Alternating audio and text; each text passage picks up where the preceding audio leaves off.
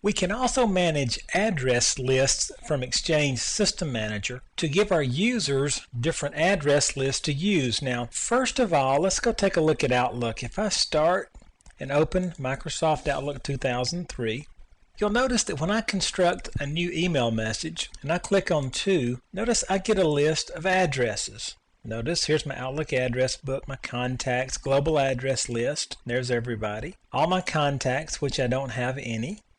Users, public folders, none of those are mail enabled, but there's my global address list. There's all my users out there with mailboxes. Now, there's one thing I can do here.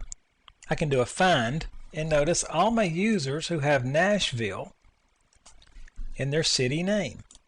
And notice Lauren Long and Mark Long do. Okay, there's also a better way that I can provide this information for my users. What I can do is go out in Exchange System Manager and look at recipients. First of all, notice there's all my address lists. There's all contacts, all groups, all users, all public folders. And if you remember, that appeared in Outlook. Now, there's my default global address list.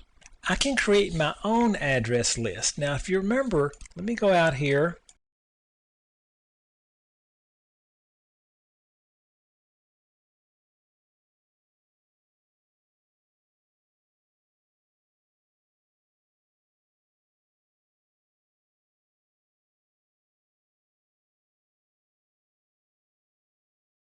Outlook.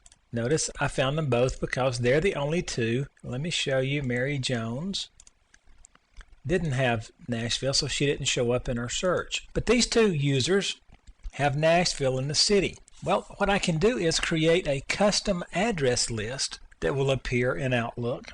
If I right-click on all address lists, and I'm in Exchange System Manager now, go to New, Address List, I can give it a name, and I can put Nashville users. And I can click Filter Rules, and notice I can tell it which people to show. Storage filters for mailboxes on certain servers, mailboxes in certain stores. I want a mailbox on any server. And this is what I want to create a query for. I want to create from the users object this field city. The condition is exactly Nashville. So I add that here. I find them. And notice there they are. So I'll click OK. Then I click Finish, and notice I've just created a list of the Nashville users. When my users go out to create an email message in Outlook, they will now see Nashville users. And if they click that list, that will automatically be populated by as many users as I have that have Nashville for the city. So this is an easy way to create all kind of custom lists. And if you notice on this, let's go back. We'll create another new list, and we'll call it whatever we want to. We'll just give it a weird name like this. And on Filter Rules, notice on Advanced, we can go by contact, by group, by public folder, query-based distribution group, which we'll talk about later. Notice we can get them on any of these. So there's a lot of ways to build custom address lists based on how your users need to find people and deal with them.